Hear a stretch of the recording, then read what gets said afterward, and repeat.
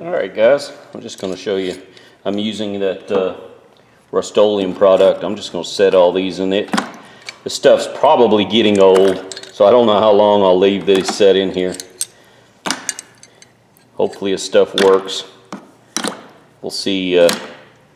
We'll see. Set all them in there. That's all the stuff I got from that Harry's pawn shop down there. Let these soak for probably an hour.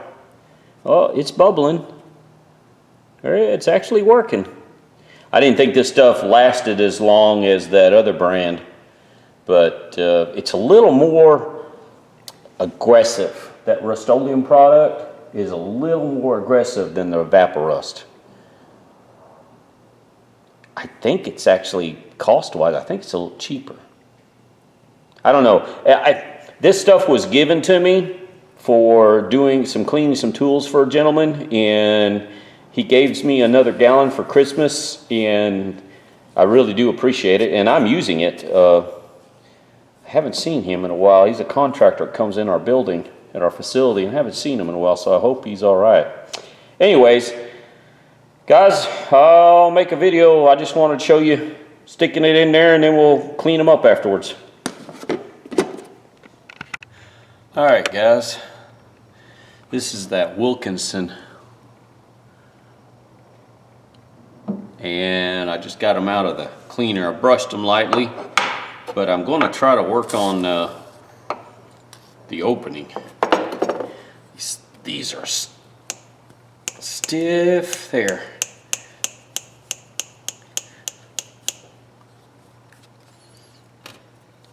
I think little carburetor cleaner, a little WD-40. Oh man, might have to take a wire wheel on the Dremel. Yep, they're still pretty tough, pretty tough. Not a lot of heavy pitting, but it's not perfect either. Let's fire a Dremel up real quick.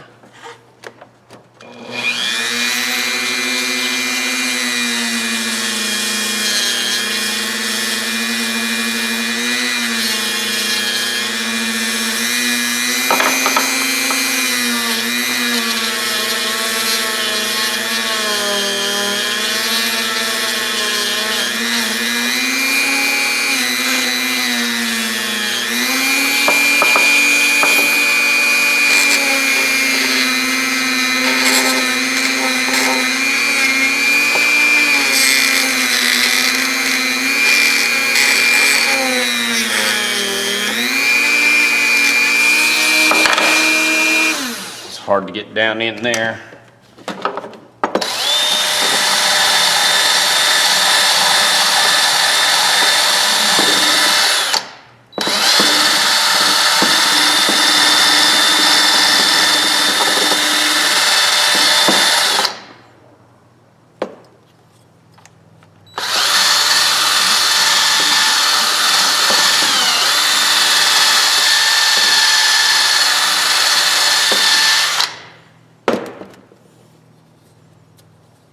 A little better.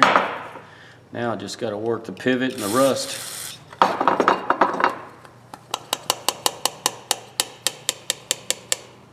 Yeah, look at the rust coming out of the pivot.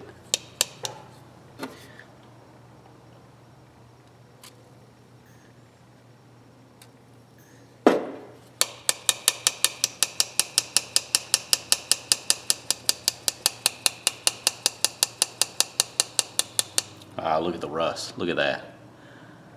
There. That's what I want.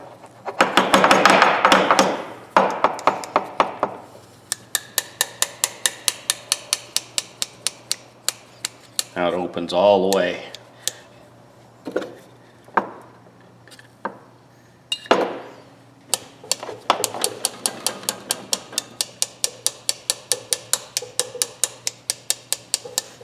May have to take the jacket off. It's too warm in the shop now. Yeah, look at you can see the rust on.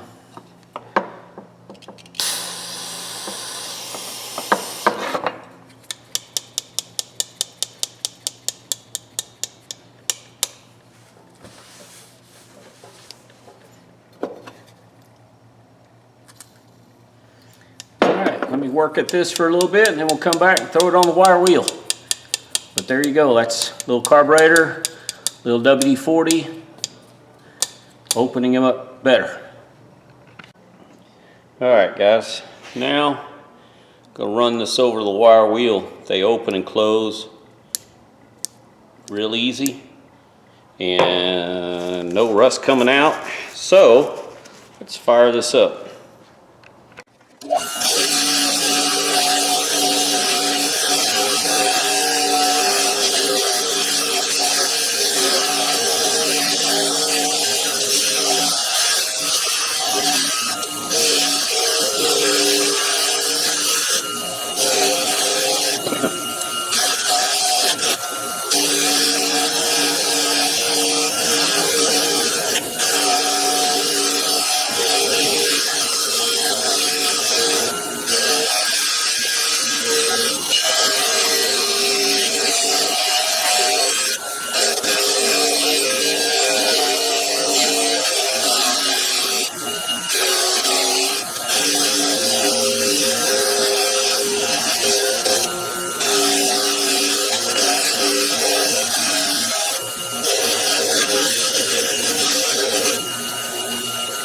Alright, wire wheel.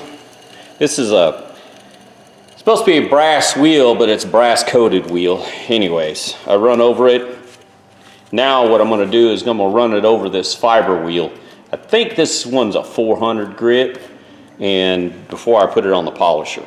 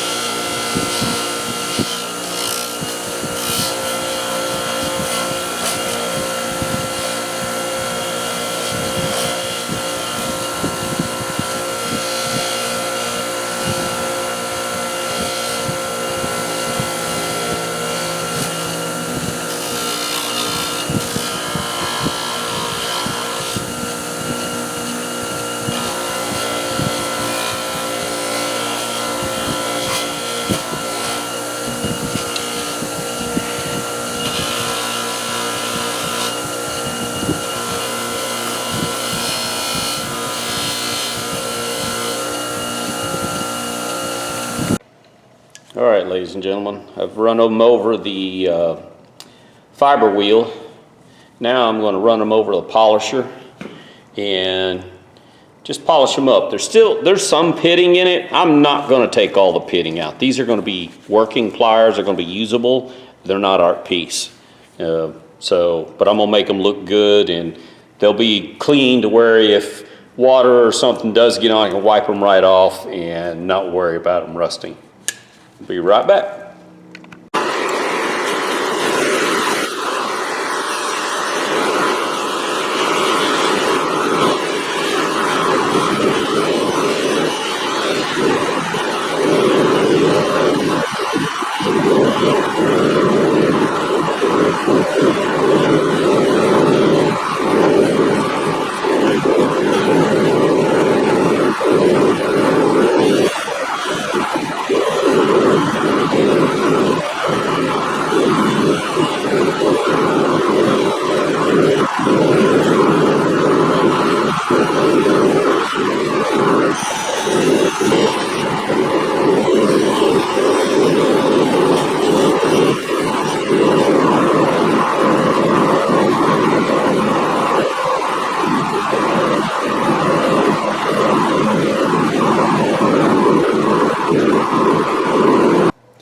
Alright, ladies and gentlemen, I finished buffing them, but I need to clean down in here, see what it looks like.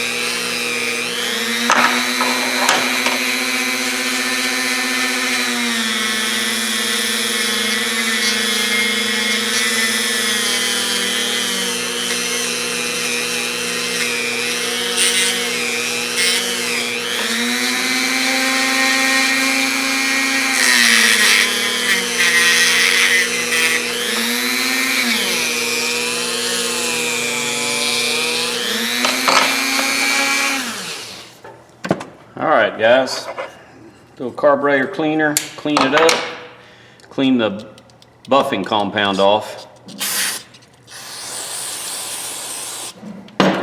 And then throw a little coat of polish on them. See all the black stuff? That's polishing compound.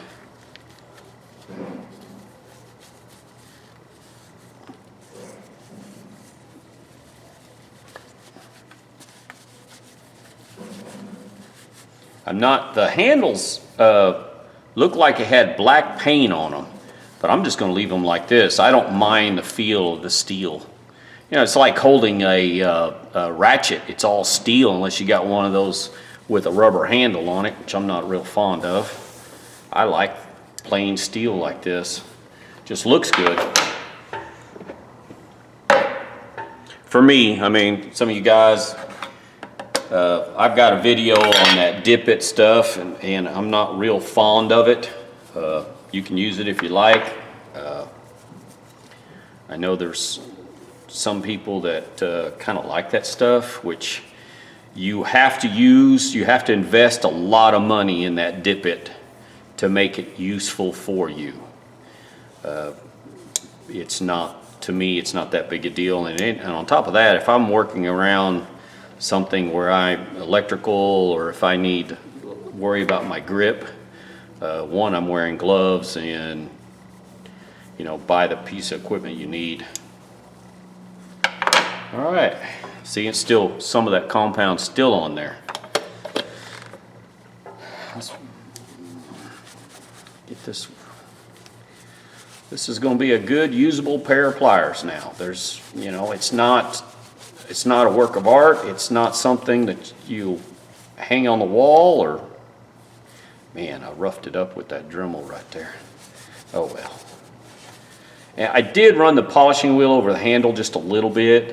I really didn't care. Oh man. Yeah, I hit the Wilkenson part with the Dremel. Oh well, that's all right. It's a good usable pliers. It's not a piece of art.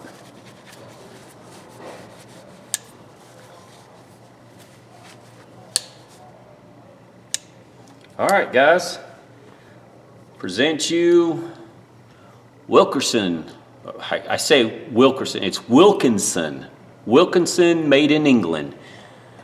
Pair of little linesman pliers. I bet these are 7-inch, probably 6 or 7. 6-inch. Yep, 6-inch. So, you know, there is some pitting. If you look real close, you can see the pitting.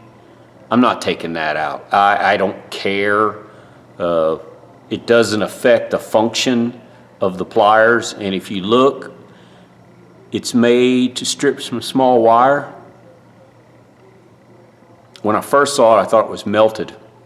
It's not. It's 2 sizes of wire. I didn't even check to see what size, but it's got some bling to it. I mean, it's a little probably over polished, but it's a good use. You know, it doesn't stick now. Right there at the end, right there. But I think that is in the casting here. Otherwise, they work really good. They're not stiff like they were before. It's a nice pair of pliers for, I don't know, I paid $10 for all that. I got maybe 80 cents into it. So I think it's well worth, especially Wilkenson, that I've never owned one. And I know I did some more reading, and I know they were at one time a real good brand, high end. The steel quality is really good. You can tell when you polish, when you hit it with the polishing wheel, it just sparks. It just sparks. I mean, it just shines. It just sparkles really good. Anyways, all right, ladies and gentlemen, 80-cent tool, and it's mine. I like it. Anyways, y'all, hope you liked the video. Quick cleanup, nothing fancy. I'm gonna bring you 3 or 4 more of these videos because I got some pliers to clean. All right, bye.